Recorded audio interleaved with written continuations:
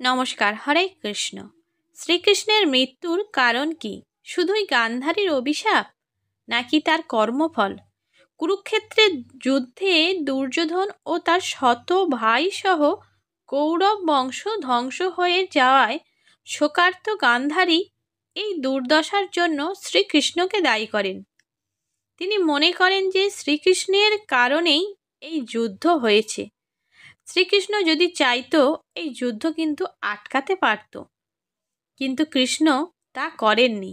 সেই জন্য শোকার্ত গান্ধারী ক্রোধে শ্রীকৃষ্ণকে অভিশাপ দিয়েছিলেন, যেভাবে কৌরব বংশ ধ্বংস হয়েছে সেইভাবে যদু বংশ ধ্বংস হবে এবং শ্রীকৃষ্ণ আর মাত্র ৩৬ বছর বাঁচবেন।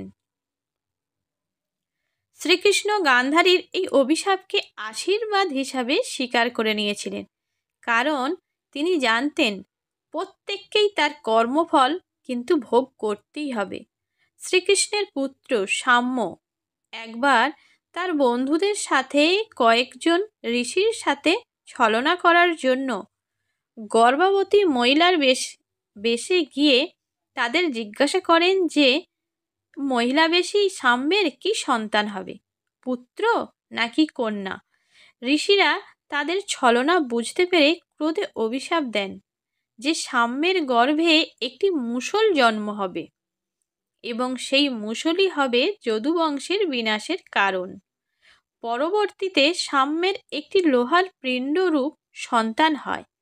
এটি শ্রীকৃষ্ণের কাছে গোপন রাখা ছিল।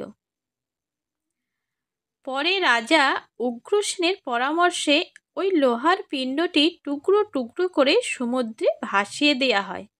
সাম্যের বন্ধুরা এই কাজটি করে। ওই লোহার একটি টুকরো একটি মাছ খেয়ে ফেলে। ওই মাছটি জিরু নামের একটি ব্যাধির জালে জড়িয়ে পড়ে।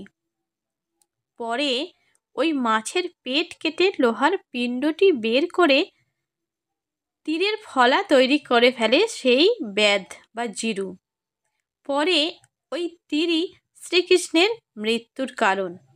একদিন একটি গাছে বিশ্রামরত অবস্থায় শ্রীকৃষ্ণ বসেছিলেন। এমন সময় জিরু নামের ওই ব্যাধ শ্রীকৃষ্ণের পাকে একটি পাখি ভেবে তীর চালায় এবং সেই তীরেই শ্রীকৃষ্ণের মৃত্যু হয়। পরে জিরু শ্রীকৃষ্ণের কাছে ক্ষমা চায়।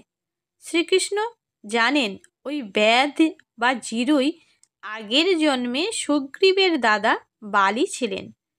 আগের জন্মে শ্রীকৃষ্ণ রাম অবতারে সুগ্রীবকে সহায়তা করেন। সহায়তা করার জন্য আড়াল থেকে তীর চালিয়ে মহাবলী বালিকে বধ করেন। আর সেই কারণে আগের জন্মের কর্মের ফলে এই জন্মে শ্রীকৃষ্ণের মৃত্যু হয়। তাই কর্মফল সকলকেই ভোগ করতে হবে। ভোগ কিন্তু করতেই হবে, এ থেকে কেউ এড়িয়ে চলতে পারে না। এটা একদমই সত্য। হরে কৃষ্ণ।